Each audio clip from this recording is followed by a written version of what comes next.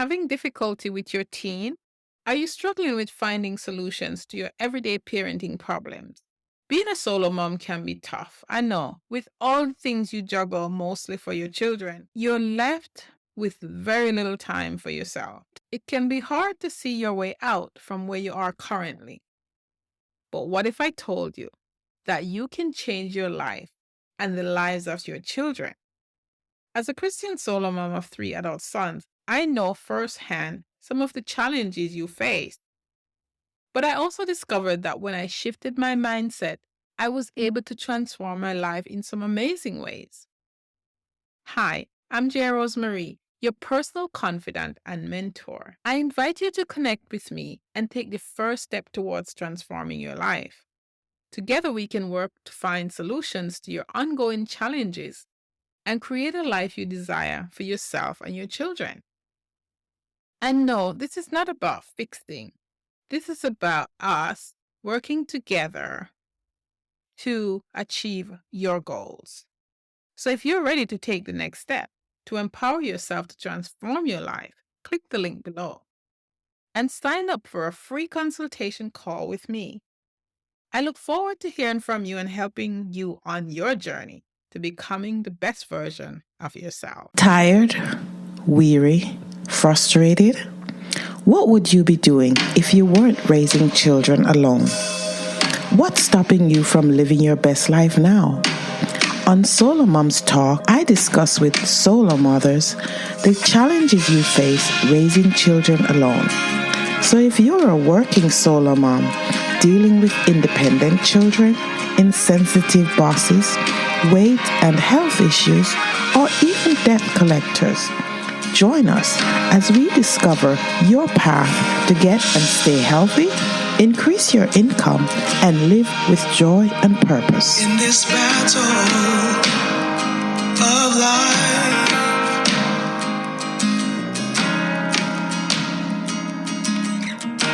it's hard to keep your head above the water. So win this fight. My guest today is Tanya Davis. She's a life coach who's passionate about empowering women who are juggling a career and single motherhood. Welcome, Tanya. Thank you. Thank you, Jen, for having me. I really do appreciate it. I'm Yes, honored. it's my pleasure. Thank you for coming. Before we get into what you do and your life story, as much as you want to share, could you tell us who is Tanya Davis? So I don't know, I thought about this question for a while. How do I answer this? And so really who I am is I'm multifaceted, but first who I am is I am a servant. I am a servant leader who enjoys helping to be able to empower single moms and career women. I'm a single mom myself. I am actually transitioning to an empty nester. I've been an empty nester now probably for about 2 or 3 years, but the first year I didn't all the way accept me being an empty nester and still clinging on a little bit to my son. I am a newlywed, so I just got married last year. And then also I am a government employee. So I enjoy helping our small businesses be able to grow and excel within the government sector. Okay, all right, thank you. So lots to unpack and lots of value in your experience and background. So feel free to share as openly as you want to, okay? Okay, All sounds right. good. Okay, you the first part I want you to share as much as you can is how did you become a single mom or solo mom, as we like to say here? And I usually ask this question because someone else can learn from whatever challenge you face and how you overcame those challenges. I mean, your children are grown now, so are mine. But tell us, any part of your journey that you could share with us, we'd appreciate it. Yeah, so I became a single mom I became pregnant during my senior year of college.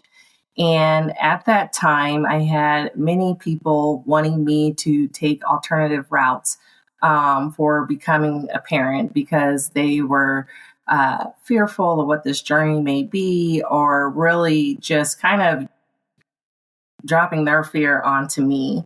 And so I decided, during college to continue on with my studies and to also continue on with having my son.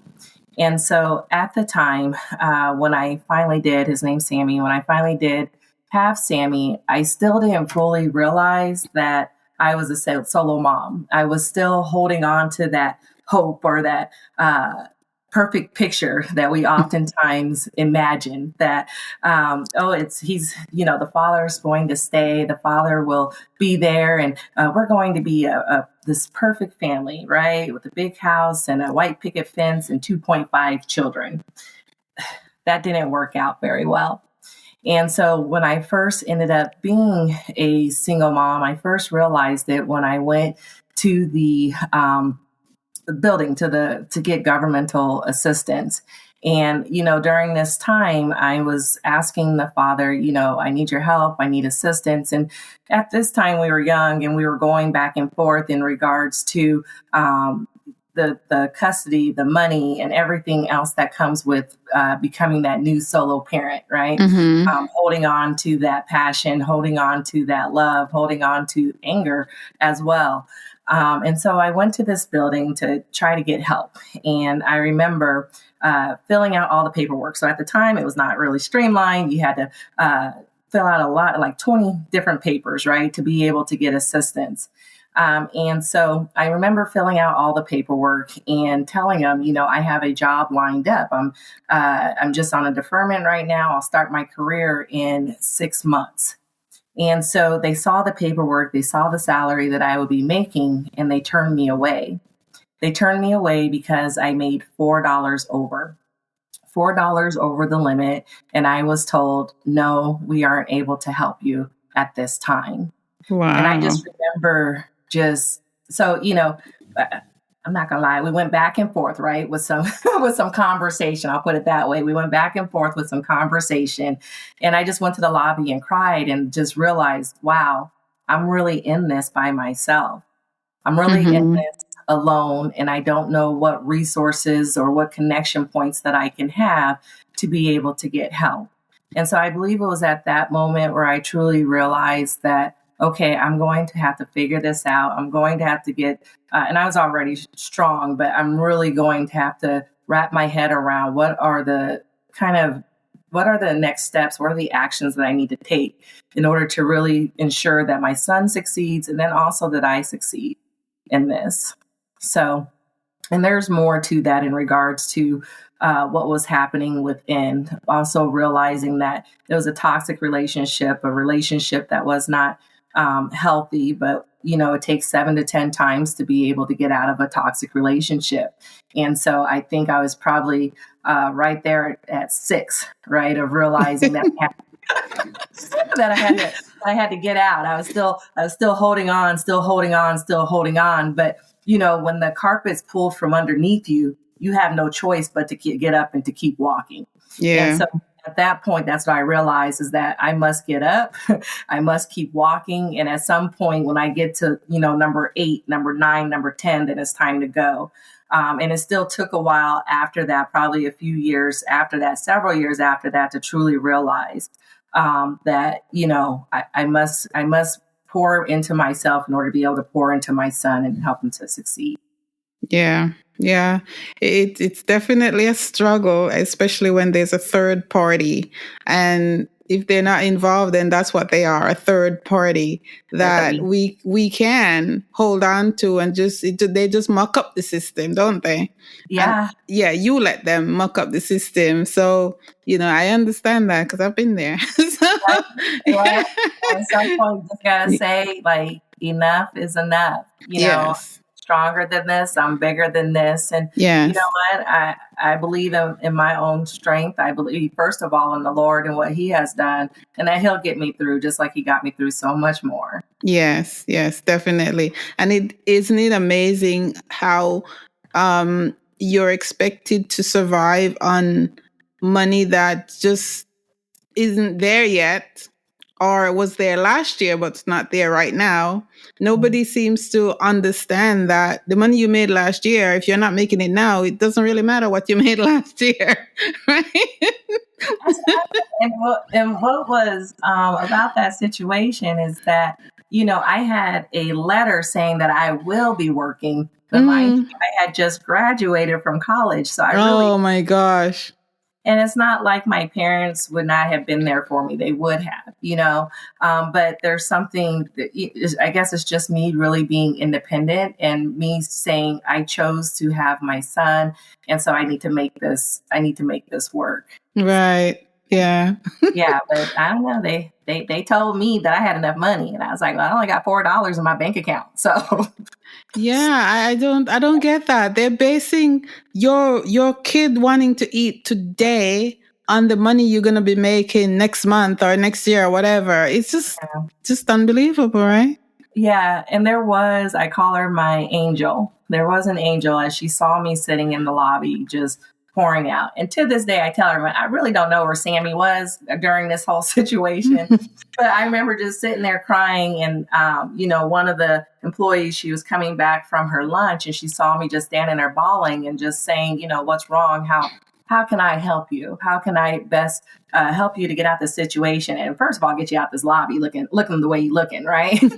And so went out to the back. And so I was able to get what we call TANF, but temporary assistance for needy families. Mm-hmm. And that only lasted about 3 or 4 months. And it helped me to get to the point of being able to pay the minimum bills, but it didn't help me,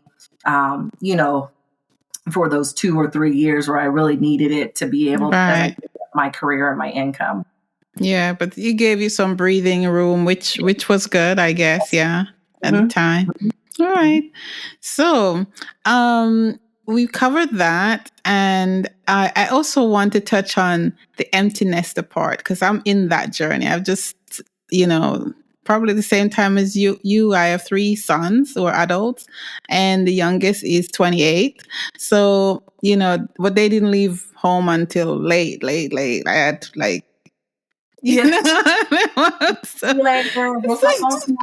my email, and that's all we get.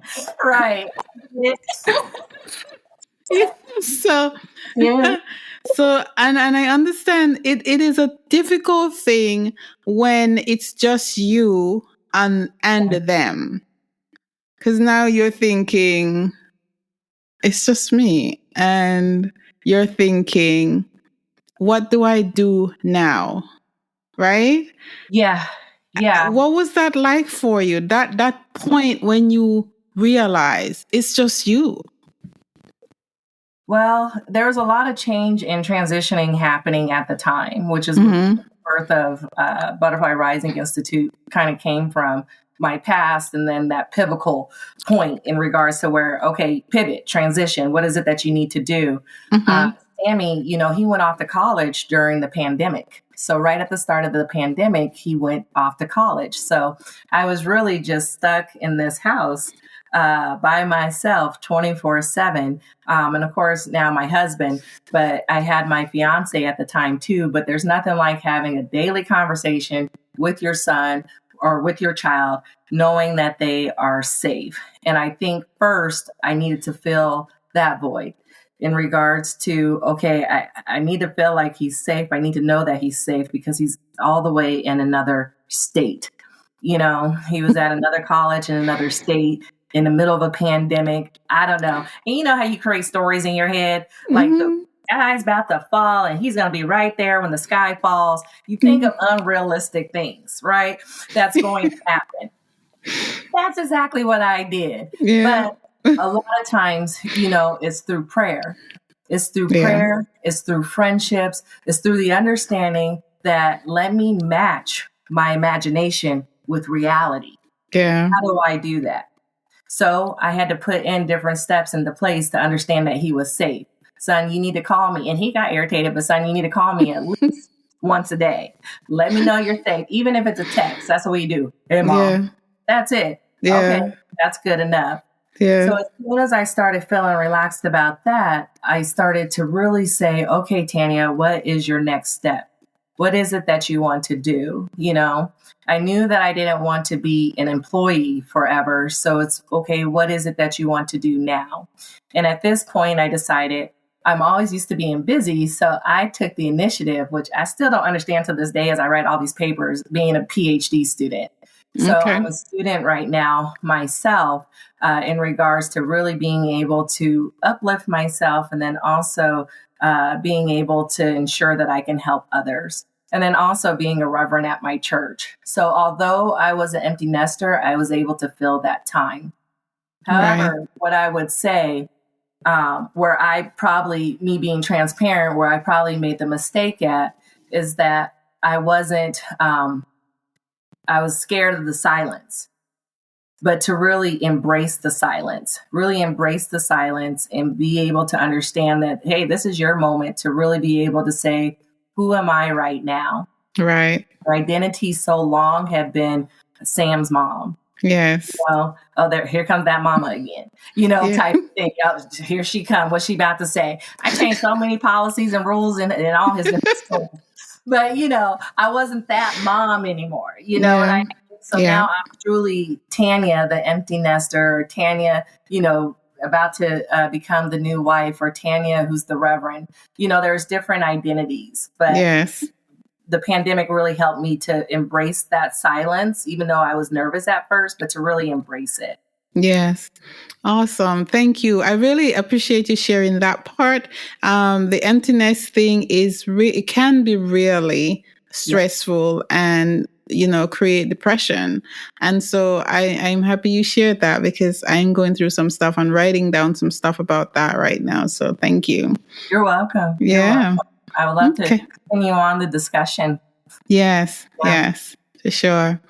All right. So we talk about, your life, your personal life.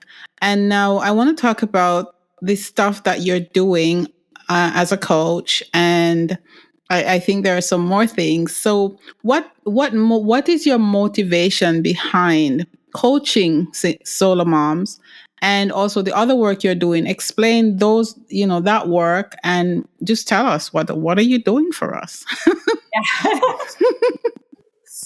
So Butterfly Rising Institute is the institute for single moms, or solo moms. And so what I really focus in on is taking my business background. So I started in auditing and accounting and Lean Six Sigma and everything else, right?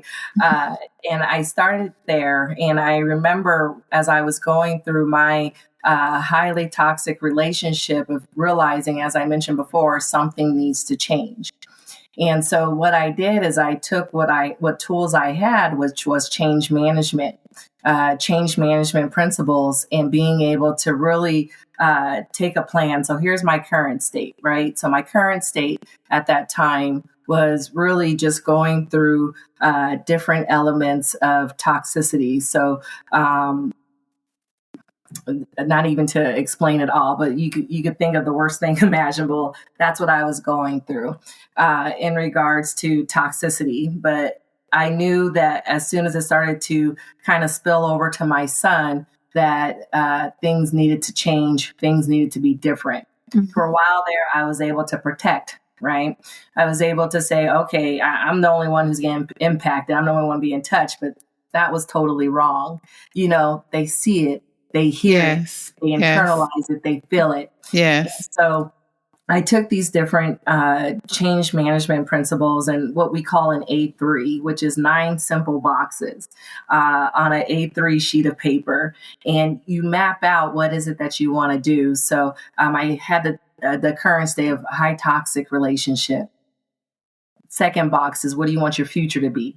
Happiness. One simple word, happiness. How is it that you get there? And so I took my background in auditing and change management, and I was able to kind of map out step by step, realizing because of my logical brain that change doesn't come overnight. And so I took me and Sammy, and we went basically day by day with implementing this plan. for change and being able to really start to flourish and be where I am at today. And then also, of course, I'll never forget prayer, but then being able to implement that. So really, I want to be able to bring that to the women that I serve for single moms. And then also wanting to get rid of the shame. Mm. You know, I remember in my career, when I first started my career, there's all this like, you know, you trying to hide, but you can't really hide, right? Especially when you're the only Black woman in a room where no one looks like you.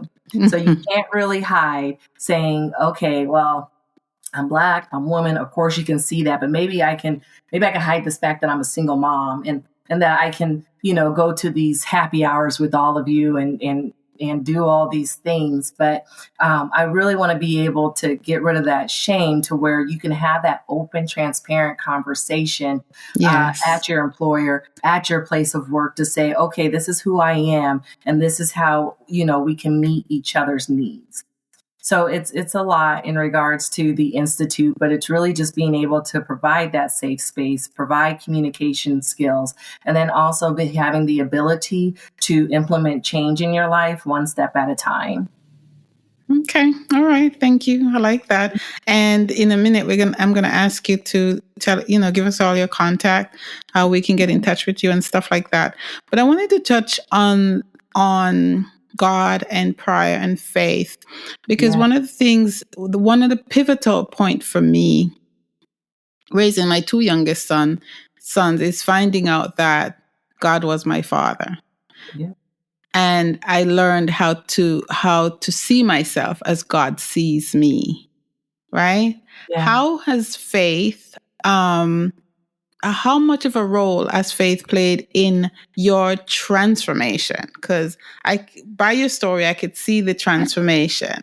Yeah. And tell us how much of a role faith plays and still plays in your life right now. I can honestly say in the beginning, I had little faith, right?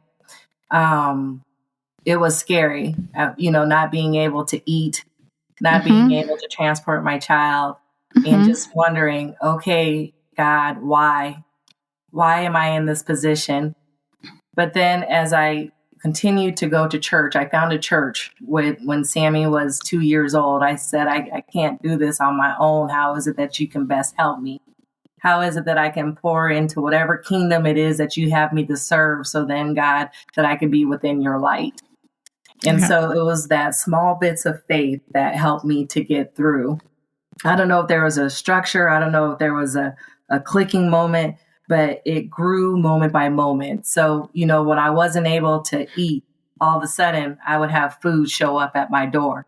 There was a moment where my son needed a coat. I couldn't afford a coat for him. So then people from the church brought him all sorts of coats to be able to get through the winter. Yes. It's faith like that where you're praying. And I don't want to make it seem like God's a genie. We all know that he's not a genie. Right. And my story I had to go through because I wouldn't be sitting here right now able to help women with the tools that I have unless I went through that. So faith definitely carried me through in regards to just believing. And when I had to deal with my disbelief, that's where other people were praying for me. And it's important to have that circle around you of women who will pray with you. My sorority sisters that I have, they're all prayer warriors too, where we had, we're still meeting now, 20 years later, where we have a Bible study every 2 weeks with each other. We started this in our, young 20s or whatever, and really just building faith that way, where we were all still new to Christianity. What does this mean as young adults, as adults, and as transitioning adults? So that's what faith did for me. Yes, thank you. And the pivotal moment I see is when you decided that you needed help. That was your pivotal moment, right? Yeah. That was my pivotal moment of understanding that, this can't be done alone. There needs to be a safe space to be able to do this at. But mind you, at the time, with my friend circle at the time and the communities that I was involved with and working in corporate America, there was really no one to be able to relate to. In regards to single parenting or going through the different arguments, and that they can understand what was happening in the home place. So, yeah. So Yeah. being able to share my story fully, I don't know if I was really able to do that, which is why I love, SoloMoms, what you're doing. And then also with BRI is to be able to provide that safe space. Yes. Where there's a place we can go to. Yes, yes. And it's interesting to point out that you went to the source, because a lot of time when we're in that situation, we turn to relationships that are, take us out of the frying pan and into the fire. So, I really want to point those things out, because when we're in this journey, it's sometimes hard to see the forest for the trees, and we make the wrong decision, makes the wrong choices, but you turn to the source, your source, instead of, you could have gone another way. So I wanted to point that out and say, congrats on that. Yeah. I mean, it was tempting, right? Yeah. I was in my 20s, and mind you, I got pregnant at 21, so I was not able to enjoy the full benefits of being 21. So just balancing that as well, like see your friends going out having fun, and you're like, oh, well, I can't find a sitter, and I didn't trust many people with my son, and so I was just at home. But yeah, definitely being able to be grounded and have those sources. Yes, for sure. All right, what is Tanya grateful for today? So I am grateful for my family. I am grateful to have my health, and just grateful to be able to serve, serve in His kingdom, and to be able to hopefully wake up every morning and say, God, did I make you proud? And hopefully I'm able to help at least one person per day.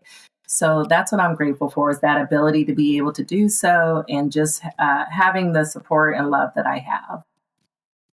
Okay, awesome. Thank you. And how can we get in touch with you? Give us your handles, just tell us. Yeah, so our website is butterflyrisinginstitute.com. And then our Instagram is BTRFly_rise. And then we have a phone number, 833-4-WE-RISE. Okay. And we'll put those links in the show notes. Oh, okay. Okay, yeah, we will. I always like you to repeat it, so that if somebody's listening to the podcast, they can just switch if they need to, so it's convenient. Yeah. That works. Yeah.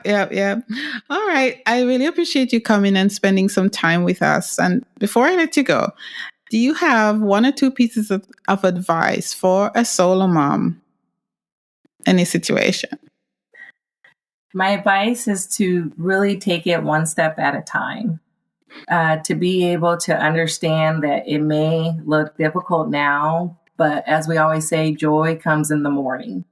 So it seems like there may not be a solution right now, but to understand that with action, with movement, that something will come, and to just keep that in mind, keep moving, keep going, and just understand to also take care of yourself.